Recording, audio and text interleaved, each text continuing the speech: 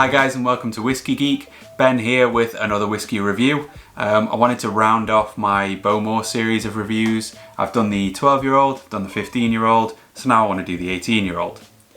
Now, these samples are ones that we picked up from the distillery, so I'm confident reviewing them. I have had the whiskey a few times before and it's the same liquid. No differences in taste as far as I remember it. But it is another sample review, so take that into consideration. So the 18-year-old is Bowmore's premium expression within their kind of core age expressions. It RRPs for about £80, which is not crazy expensive. It's reasonable for an 18-year-old, but it's got a lot of stiff competition within that kind of price range. Now this whiskey is 43% and it doesn't mention anything about chill filtration or colouring, so you kind of got to assume it being Bowmore, being Suntory, it's had both of them.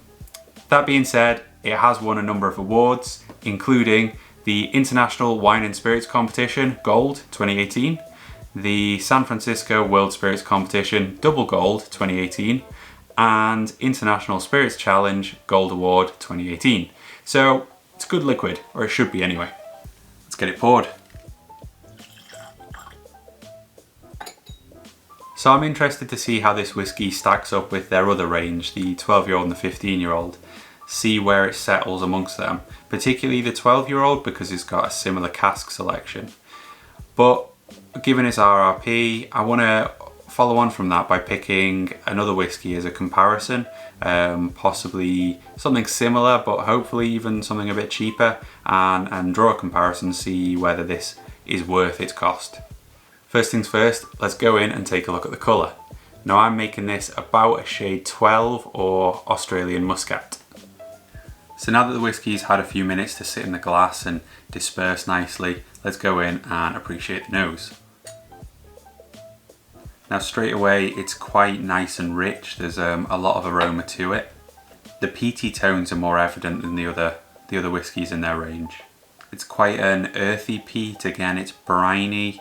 There's a woody smoke in there as well. More of those mineralities, the kind of whetstone, soapstone, slate, that kind of thing. Then that musty wood is beginning to accumulate. There's a little bit of a prickle to it, but it's quite a damp wood. Some cereal tones start to come in, like a whole grain loaf, buttered whole grain loaf. It's quite rounded, quite soft. Then there's some nice sweetnesses that are starting to come into it.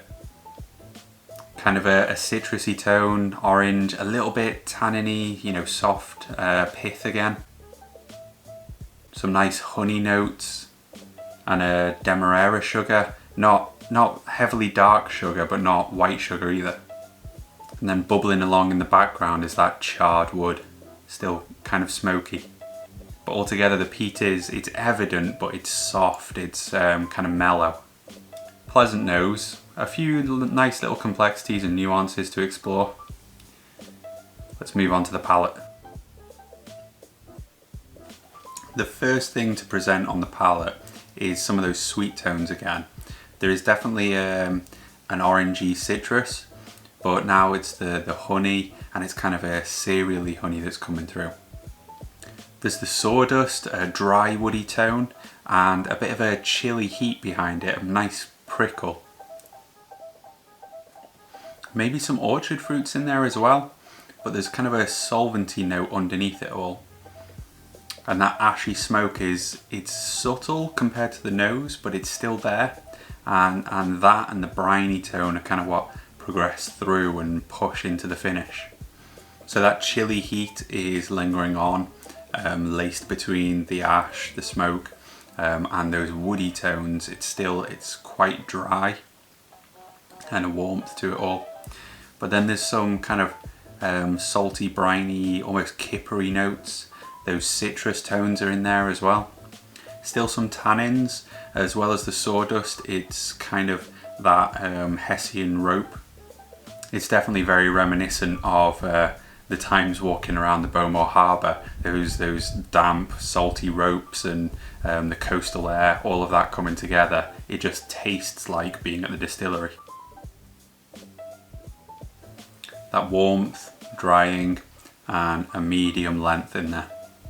So that's a nice, interesting expression. It comes across as more of a continuation of the 12-year-old style than the 15-year-old. Altogether, it seems a little bit more authentic. I've rated it an 80 out of 100. It's got a lot of nuance, a lot of complexity. It's composed. It's very subtle and subdued on the peaty side of things. You know, as an Islay, it's not aggressive, it's not coming for you, but it's kind of the backbone of the rest of the whiskey is this nice ashy smoke and coastal briny tones. It works well. It's a nice composed dram, very enjoyable. Now to try and pick a whiskey to compare it to, something of a similar kiln.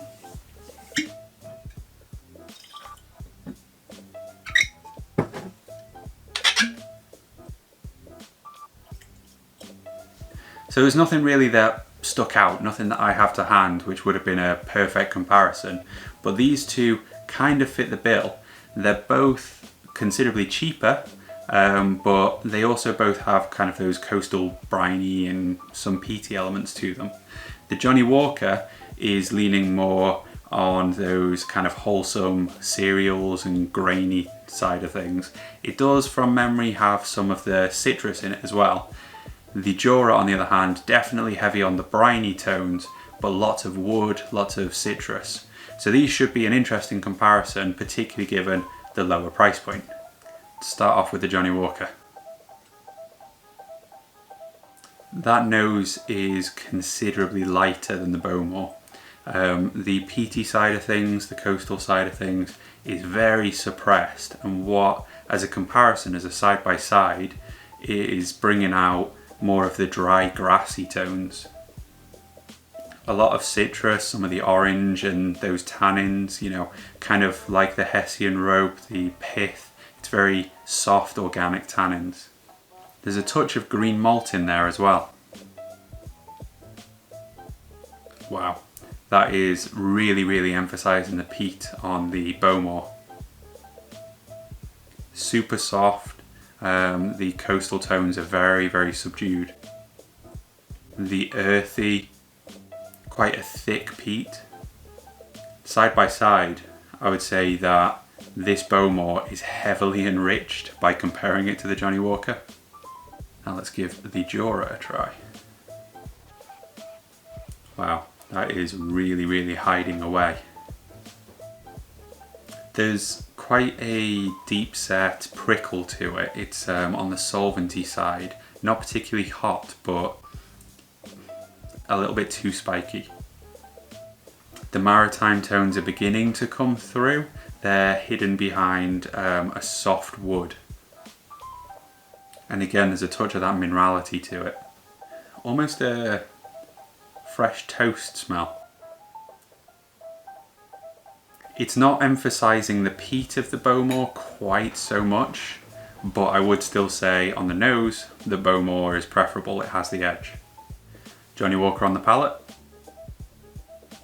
It's a very soft entry, a lot of those grassy tones, hay, but then it develops a woody tone, a little bit resinous, more of that soft organic tannin, a little bit of a sweetness. It's kind of a touch on caramel, but it's not heavily sweet at all.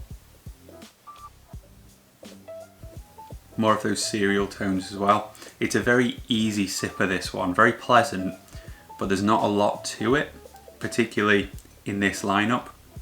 Onto the Bowmore. Much richer, and again, that peat is really, it's heavily emphasised, but it's a rounded peat, it's soft, it's a little bit earthy, damp, not heavily maritime anymore. Now let's give the Jura a try on the palate. It's really interesting. I've sipped this a couple of times recently and never picked up on those tones. It's almost like a very thinly spread Marmite yeast extract on toast, on warm toast. There's a resinous tone, there's a lot of woody elements to it. There's a soft sweetness, but I can't quite pin down what it is.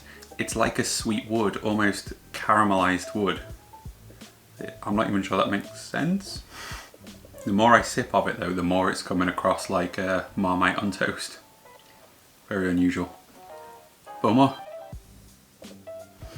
A lot more composed. It's less mellow than it was drinking it neat. But again, it's bringing out a load more of thick, almost tarry, peaty tones. And the sweetness as well. It's really emphasizing citrus sweet, honey, honeyed barley. Well, my attempts at dethroning the 18-year-old based mostly on its cost point have failed. Similar character, similar profiles, but between these three, I'd definitely rather have a dram of the 18-year-old. It's got all of that complexity, the composure, and things to explore which the others are lacking. It is a little bit of a shame that they've presented it chill filtered, coloured, and at only 43%. I reckon with a couple of tweaks on the presentation, this could have been an absolute cracking dram. As it stands, it's still very good, very enjoyable. So cheers for watching guys, I hope you've enjoyed this video. If you have, please chuck a like and a comment below and consider subscribing for more whiskey content. Cheers!